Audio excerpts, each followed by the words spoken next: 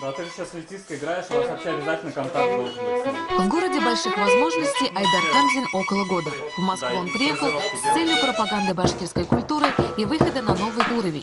Мечта лауреата многочисленных международных фестивалей молодого композитора Хамзина наконец-то начала обретать реальные очертания.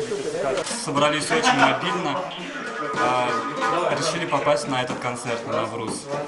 Условия были, тоже ставили на жесткие рамки.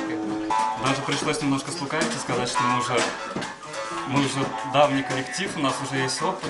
Айдар оказался одним из 11 талантливых ребят из Башкортостана, которые давно мечтали создать свою группу. Все музыканты – студенты московских вузов, таких как Военный институт военных дирижеров, Государственная классическая академия имени Маймонида и Российская академия музыки имени Гнесиных. Самый неожиданный персонаж – Василий, который просит называть себя Василь.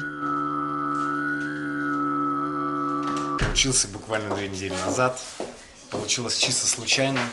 Ратмир познакомил меня с культурой Башкортостана. Я проникся ей и подумал, что это очень интересно и познавательно. Сейчас изучаю башкирский язык. Навруз стал символом начала нового витка и в жизни молодых музыкантов этногруппы «Заман». В этот день во Дворце спорта Лужники 6 тысяч москвичей и гостей города собралось для празднования наступления весны.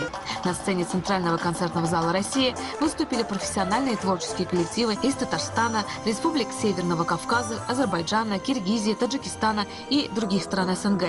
Это огромная честь для нас оказаться среди таких мастеров и возможность поделиться собственными культурными ценностями, говорят замановцы.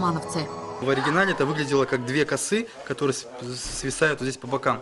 И то есть, когда ты с ними ходишь, неудобно озираться назад, то есть оглядываться, потому что они мешают. Ну вот философия в том, чтобы не смотреть в прошлое, вот жить в настоящем, смотреть в будущее. Песни и пляски в Лужниках не умолкали целый день. И на сцене, и в выставочном зале народ веселился и радовался весне. Отрадно, что с каждым годом праздник приобретает все большую популярность и размах. Гульназ Галимуллина, Александр Харитонов, Москва.